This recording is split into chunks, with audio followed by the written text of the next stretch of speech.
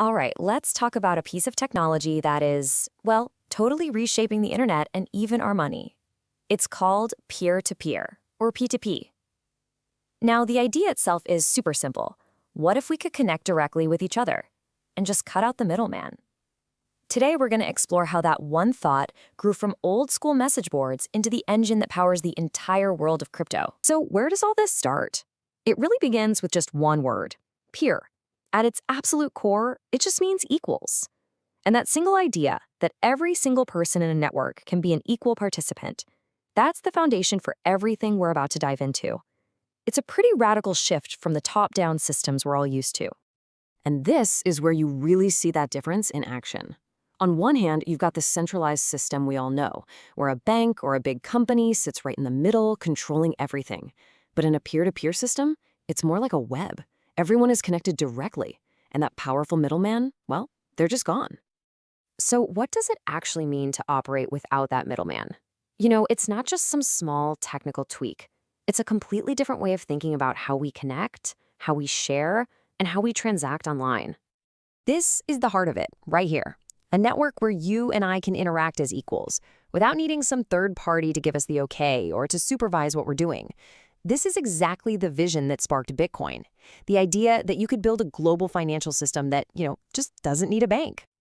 And here's a fun fact. While P2P might feel like some brand new crypto invention, its roots go way, way back. We're talking about message boards like Usenet back in 1979.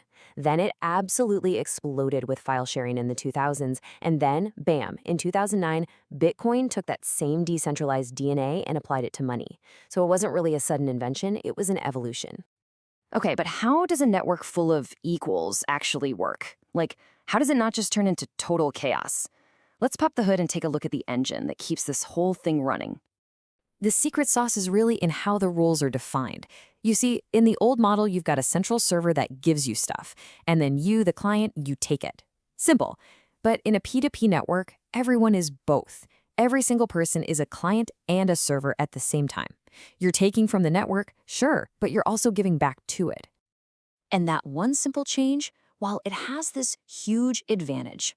Think about it. A centralized server is like the trunk of a tree. If you chop it down, the whole thing dies. It's a single point of failure. But a P2P network, it's more like a spider's web. You can cut one or two strands, but the rest of the web stays strong. It is, by its very design, incredibly resilient. So when you put all these pieces together, you get these key features. There's no boss, no central authority.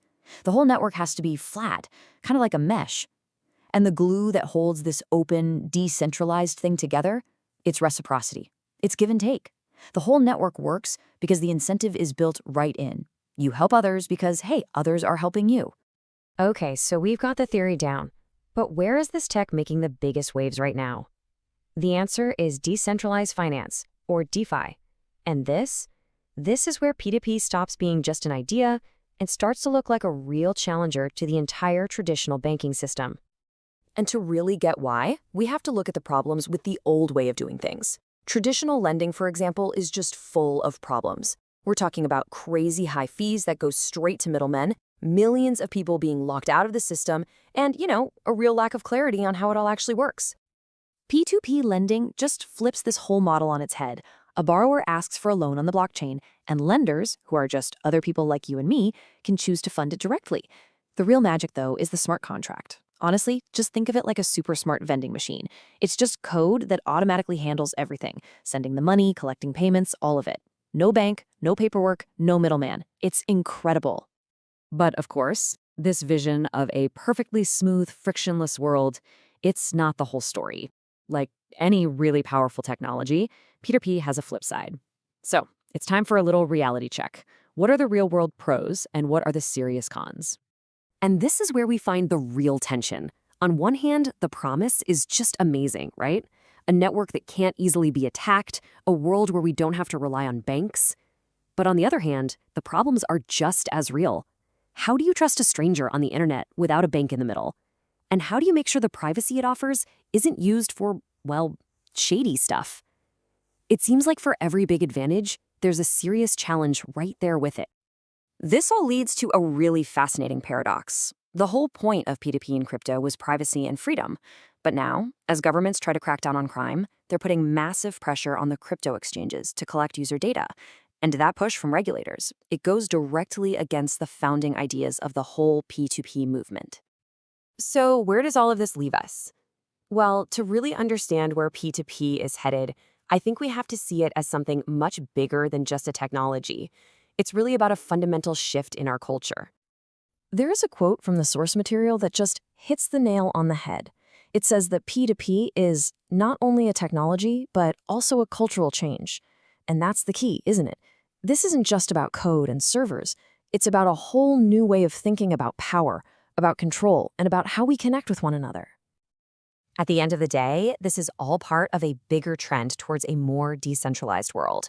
It's a movement that's all about personal autonomy, that really values privacy, and that wants to create a more level playing field by opening up access to financial tools and information for everyone. And so that leaves us with a huge question to think about. As we build the future, what's our digital world going to look like?